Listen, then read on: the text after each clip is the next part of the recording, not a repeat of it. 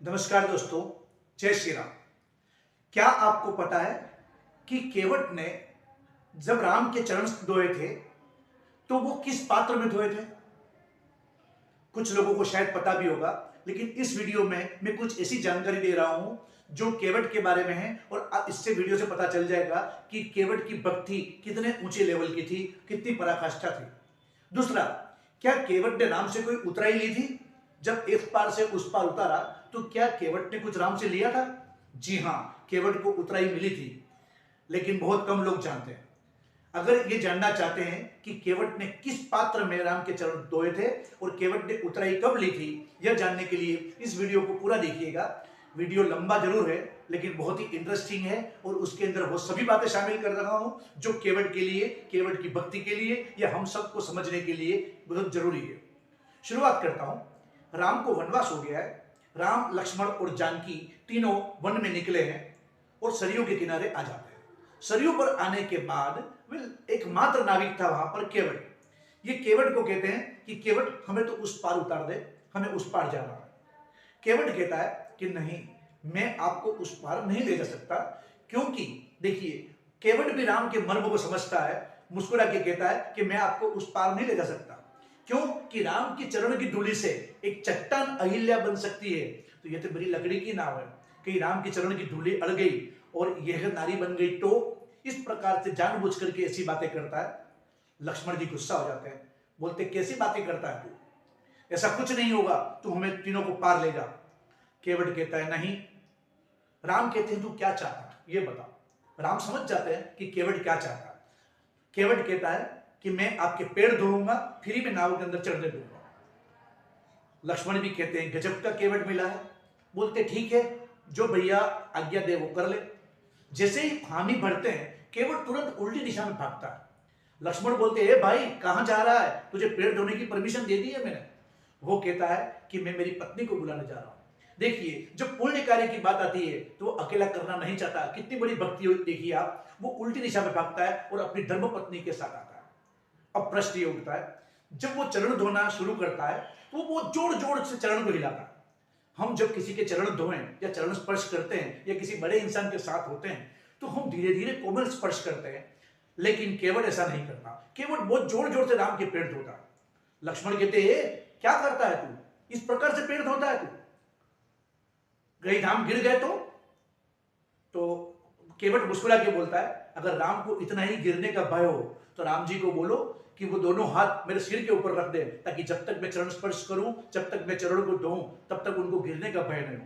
कितनी बड़ी भक्ति की पराकाष्ठा है कि जब वो चरण को साफ करता है, चरण को धोता है, चरण को जल से स्पर्श कर रहा होता है, उस समय राम के दोनों हाथ केवट के सर के ऊपर होते हैं। भक्ति की पराकाष्ठा देखिए। जब इस प्रकार चरण धोने के बाद अब प्रश्न ये उठता है कि उसने चरण किस में धोए। केवट को इतना अमीर तो था नहीं कि चांदी या सोने का बर्तन होगा उसके पास में, घर में कोई ऐसी थाली नहीं थी जिस पे धो सके, तो वो लकड़ी का कठौता लेकर के आया। कठौता वह पात्र होता है जिसमें आटा गूंथा जाता है, यानी एक प्रकार से लकड़ी की परात। लक्ष्मण पूछते तो इसमें पेड़ धोता है, इसमें कोई पेड़ धोता है क्या? केवट जवाब देता है कि इसका मर्म सिर्फ मैं और राम ही जानते हैं। राम फिर मुस्कुराते हैं। लक्ष्मण पूछता है बता बात क्या है?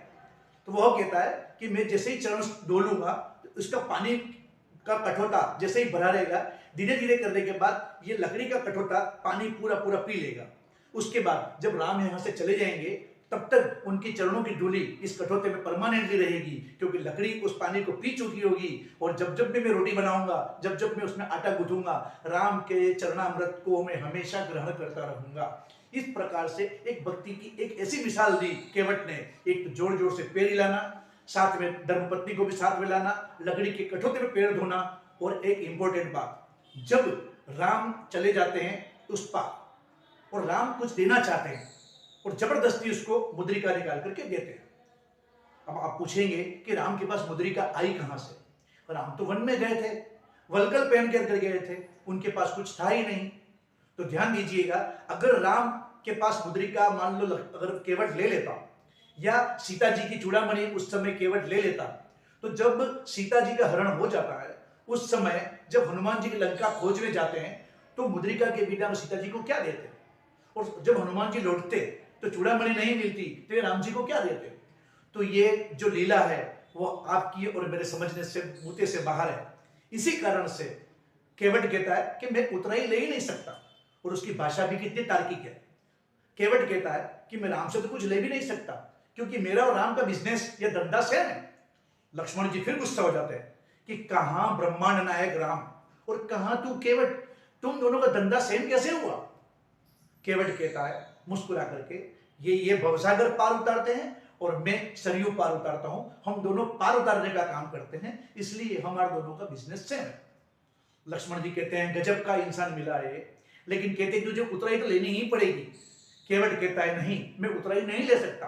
राम जीत करते हैं कि केवट कुछ तो ले ले। अब केवट की भक्ति की पराकाष्ठा की अंतिम सीमा देखिए।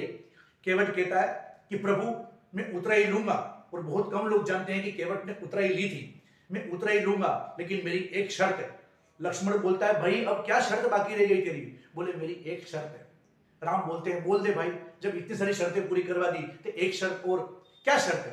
तो बोले कि जब आप वन में जाओगे 14 साल बाद वापस लौटोगे तो फिर ये सरयू नदी आएगी, तब वापस आप अयोध्या कैसे जाओगे। जब वापस आप पार उतरेंगे तब मुझे उतराई दे देना। यानी केवट ने 14 साल बाद की बुकिंग भी कर दी कि मुझे एक बार फिर से राम के दर्शन होंगे।